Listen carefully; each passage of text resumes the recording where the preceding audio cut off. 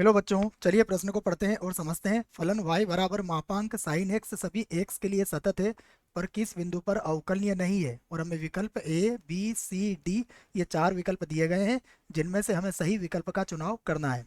प्रश्न को हल करने से पहले हम प्रश्न के लिए मुख्य अवधारणा लिख लेते हैं जिसकी सहायता से इस प्रश्न को हल किया जाएगा। तो प्रश्न के लिए मुख्य अवधारणा जिसकी सहायता से हम इस प्रश्न को हल करेंगे बच्चों, यहाँ पर हम अवकलनीय होने की शर्त को लिखेंगे। तो जिसको मैं अच्छे से लिख देता हूं यहाँ पर कि यदि यदि x बराबर a पर कोई फलन एफ एक्स अवकलनीय है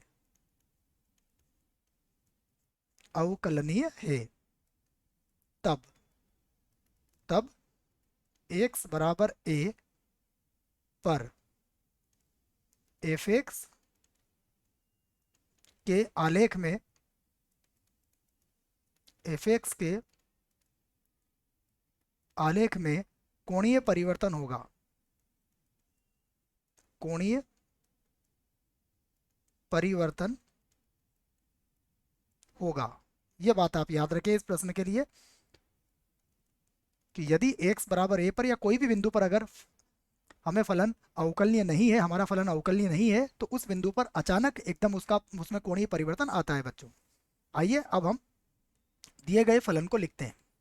हमारे पास फलन है y बराबर मापांक साइन x। तो मापांक साइन x का यदि हम बच्चों फलन बनाते हैं तो हम इसके लिए कुछ बिंदु ले लेते हैं इस पर और उसकी सहायता से फिर हम इसको बना लेंगे। देखिए कुछ बिंदु लेके देख लेते हैं हम। यदि हमने यहाँ पर x लिख दिया, यहाँ पर हमने y लिख दिया। यदि x का मान 0 लिया तो यहाँ पर साइन 0 का मान 0 होता है, 0 हो जाएगा। यदि मान लीजिए हमने x का मान पाई बटा 2 लिया तो x का मान पाई बटा 2 पर ये कितना हो जाएगा, 1 हो जाएगा। और यदि माइनस का पाई बटा 2 लिया तो माइनस पाई बटा 2 पर यह साइन -1 होगा, परंतु मापांक इसको वापस से प्लस कर देगा। मान लीजिए हम पाई लेते हैं तो पाई लेने पर ये हो जाएगा 0। अगर माइनस पाई लेंगे तो माइनस पाई पर भी ये क्या हो जाएगा, हमें 0 मिल जाएगा। तो हम इसकी सहायता से एक ग्राफ इसका बना सकते हैं। मैं यहाँ पर इसका ग्राफ बना देता हूँ। देखिए कैसा होगा ग्राफ इसका, यहाँ से बना लेते हैं इसका ग्राफ कुछ इस प्रकार से। देखिए 0 पर 0 था तो यह कुछ इस प्रकार से बनेगा।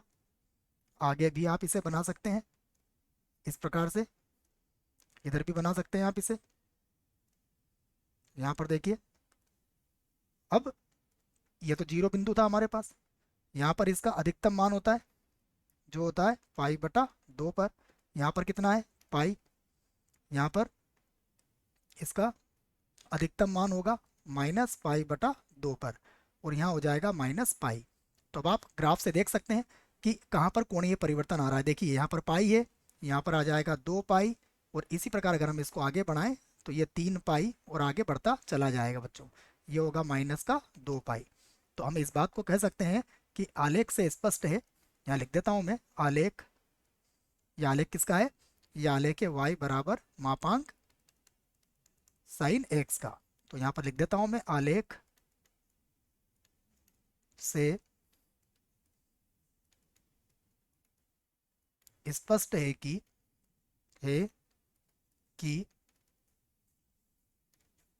x बराबर 0 तथा पाई के पूर्णांक गुणांक पाई के गुणांक पर कोणीय परिवर्तन है। कोणीय परिवर्तन परिवर्तन है। इसलिए इसलिए यहां से लिख देता हूं मैं, इसलिए x बराबर 0 और x बराबर k पाई, जहां k बिलोंग्स टू i हो जाएगा, पर एफ एक्स अवकलनीय अवकलनीय नहीं होगा, नहीं होगा। ये सारी बातें मैंने यहाँ पर आपको लिख दी है। आइए विकल्प की तरफ चलते हैं बच्चों। विकल्प हमें, हमें विकल्प में क्या क्या दिया है।